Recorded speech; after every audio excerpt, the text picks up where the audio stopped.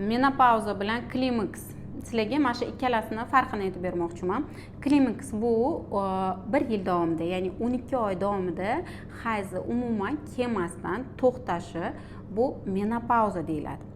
Klimaks yoki klimakterichskiy sindrom degan narsa bo'ladi. Bu narsa bu hali jarayon, fiziologik holatlar, ayol organizmdagi o'zgarishlar, keyin o'sha menopauzagacha bo'lgan holatlar bo'ladi, premenopauzalar yoki o'sha holatda o'zida kelib chiqadigan gormonal o'zgarishlar. Organizm bu narsaga hali to'liq tayyorlanyapti degan. Ya'ni buni qisqa qilib aytadigan bo'lsam, menopauza bu bitta o'sha klimaksni bittagina части hisoblanadi, ya'ni bo'limi hisoblanadi. Menopauza o'sha matliga aytganimdek 12 oy davomida, ya'ni 1 yil davomida hayz kelmasligi bo'ldi, o'sha menopauza deyiladi. Buni asosiy sababi o'sha tuxum hujayra zapasini tugashi natijasida organizmni qarish jarayoni kelib chiqadi. Ya'ni o'sha gormonlar ishlamaydi bunda. Bu qaytar jarayonmi, qaytmas jarayonmi deb savol berganda, bu o'sha qaytmas jarayon deyiladi. Ya'ni o'sha avtobusga chiqqaningizda o'sha ostanovkaga yetib borasiz-ku, bo'ldi, o'sha ostanovkada to'xtadi degani. Ya'ni bunda hech qanaqa fertilnesslar yoki siklik holatlar umuman kuzatilmaydi. Ana endi klimaksga keladigan bo'lsak, bu klimakterichskiy jarayon. Bunda ko'pincha gormonlar o'zgarayotganda perestroykalar bo'lib turadi. Ya'ni do menopauza yoki posle o'sha holatlarda gormonlarda o'zgarishlar holatlari kuzatiladi. Bu degani yetsa-kletkalar hali ishlayapti, tuxum hujayralar hali bor, urug'lanish sodir bo'lishi mumkin. Bu fertilness bor degani. Buni asosiy sababi o'sha klimaksda ko'pincha aytadiman, qizib ketishlar kuzatilishi mumkin, peripadlar, настроение, kayfiyati buzilib yurishi mumkin, terlashi bo'lishi mumkin va основном kechqurun yoki uyqu buzilishlari.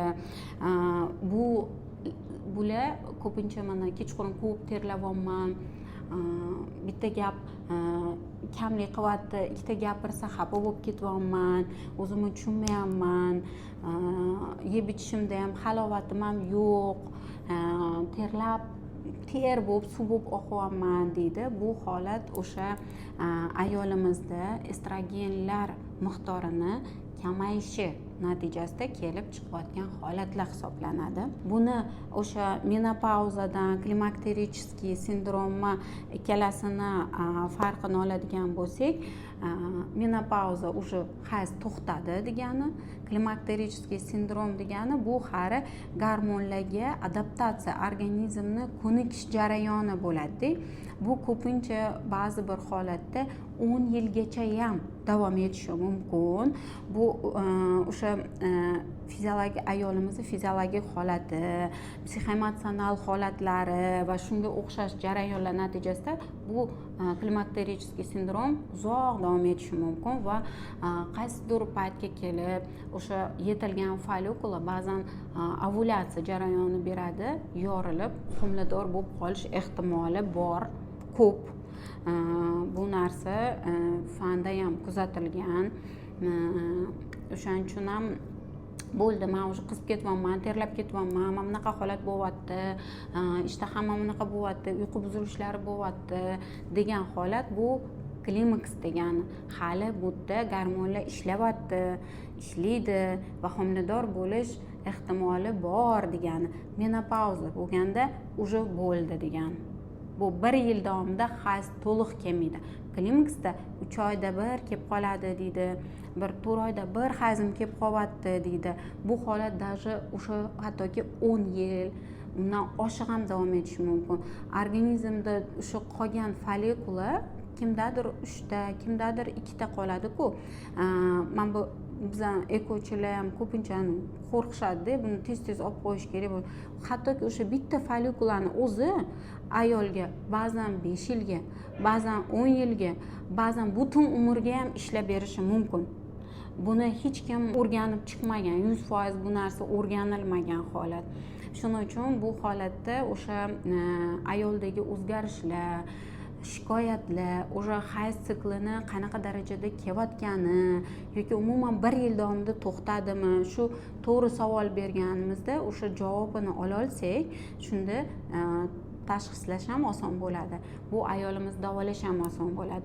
Menda bor shunaqa bemorlarim murojaat qilib kelgan, hattoki 53 yosh, yaqinda shunaqa holat bo'ldi, lekin juda ham aktivniy, sho'x, energichniy deydimi, energichnilar. Ularda miomalar borda, miyomatozni tugullar bor.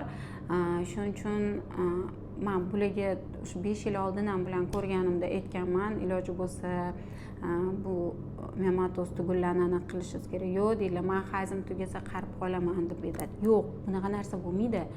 Lekin miomasi bor ayollarda o'sha klimaks jarayoni juda ham boshqacha o'tishi mumkin, chunki matka qisqarib olmay qoladi, boshqa bo'ladi, ko'p holatlarda qon ketib qolishlar kuzatiladi. Shuning uchun ham men ayollarimizga aytgan bo'lardim, shu kelib o'zizdagi shikoyatlarni uyalmasdan, xijolat bo'lmasdan ginekologingizga murojaat qilsangiz, sizga o'sha keyingi jarayonda sizga yordam beradigan tavsiyalar beriladi, sizni sog'lig'ingizga, o'sha jarayonni qanchalik davom etishiga yordam beradigan holatlar, o'sha stress oladigan holatlar sizga tushuntiriladi, tavsiyalar beriladi va shu vrach, shifokori tavsiyasi bilan bemalol klimaks jarayoni даже 15 yilgacha ham davom etsa bo'ladi.